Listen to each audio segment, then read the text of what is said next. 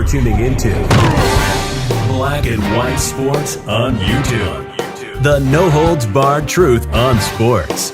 The main event starts now. I'm back. Rodrance for Black and White Live. I'm back with some big AEW news. As it seems, AEW is changing channels and getting some new programming, which is exciting. I also think this move for AEW will get AEW a little more reach far as fans go. So we'll get right to that story very quickly. I am wearing our Defund the Athletes shirt. That's right, Black and White Network. Defund the Athletes, this is the 3.0 shirt. That's right, the third generation Defund the Athletes shirt. This one has got Black and White Sports on the back. Go over and grab this thing out of our merch store. You can get it. Promo code LaChinaSucks, S-U-X, all one word, will get you 15% off the latest Defund the Athlete shirt. Okay, let's get to this story because this is pretty exciting if you're an AEW fan. AEW Dynamite shifting to TBS in 2022 as All Elite Wrestling franchise expands with AEW Rampage. Turner said Wednesday that TNT's wrestling series AEW Dynamite will move to TBS in January 2022. The move comes as TNT is adding the new hour-long series AEW Rampage, which will debut August 13th at 10 p.m. Eastern. It, too, will relocate to TBS with Dynamite in 2022. Dynamite is currently in the middle of Season 3 on TNT with an all-new episode that aired last night. The ratings are not out yet, guys. I'm watching for them. The show will remain on Wednesday nights when it relocates to TBS. Brett Wise, General Manager, TBS TNT True TV, confirmed during a press call. TNT will debut 4 new specials annually as part of the new deal announced today with AEW's move to TBS. Last year, All Elite Wrestling extended its relationship with Warner Media through 2023, renewing AEW Dynamite on TNT and planning a new night of programming with Rampage. It's a pleasure to be able to help Tony Khan expand his wrestling fight. I don't know why it says fiefdom. I assume it means kingdom. I don't know. Across our networks and bring more content to our fans that fits the Thrill Ride brand of TNT and Good Time of TBS.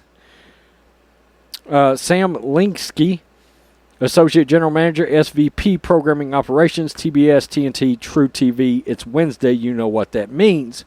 AEW was the number 1 program on Wednesday, May 5th on cable in the adults 18 to 49, a first for the wrestling franchise. TNT said that in April, the show garnered its most watched episode with 1.2 million. I brought that to you guys in our ratings episode. So, I won't go on to read. There's not really anything more there.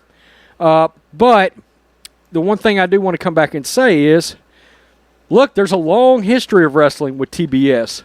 It's really outside of local. Here in Texas, we had what was called World Class Championship Wrestling, which was out of Dallas, essentially.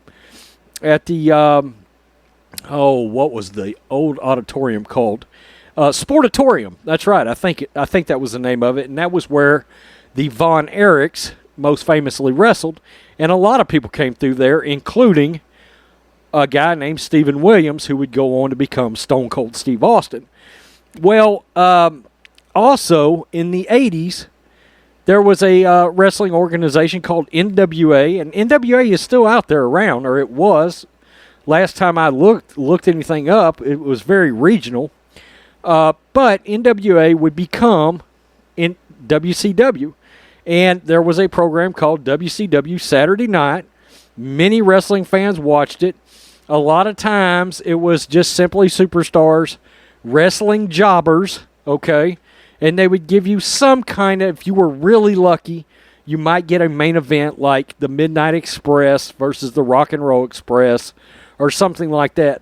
But you would rarely ever see For example, Ric Flair and the Four Horsemen actually wrestle on WCW, or you would see somebody like Ole Anderson of the Four Horsemen wrestle. But a lot of times it was mainly mid-card actual wrestling events, but it was really entertaining because you saw a lot of good promos cut for wrestling.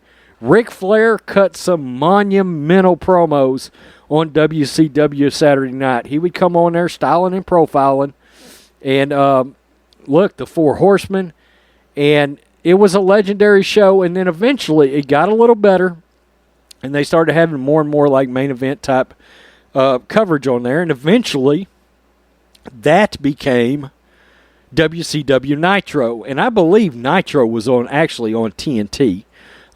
So anyway, TBS has a long history with wrestling from those WCW days. And I believe, and I could be wrong, but I know at one time TBS still had a larger amount of household reach than TNT. I don't know if that's still the case. I don't know if it's evened out. I don't know. Maybe I should have checked. But I would think there might be a little bit more potential for AEW to reach more audiences and grow. And there's absolutely more potential when you consider they're adding a second show and they're going to have 4 specials, okay? What those specials are going to look like, I don't know. Maybe they're going to be pay-per-view type events or pay-per-view level events that are actually shown on TBS. If that's the case, awesome for AEW fans. Absolutely awesome. I have been watching a little bit more WWE lately. But look, I still really like AEW. It's really got a more old school feel to it, more down-the-earth feel. And frankly, I think the matches are better and I think the promos are better. But I've got nothing against WWE. I just got to admit, I don't love a lot of their talent these days.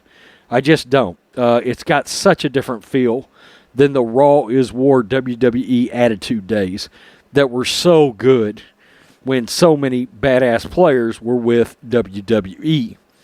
Tell me what you think, Black and White Live fans. AEW is expanding programming, and only us, the fans, we win. We win. This is a win. Peace. I'm out till next time. Thanks for watching the show. Be sure to like, comment, and subscribe. Be sure to tune in next time on Black and White Sports.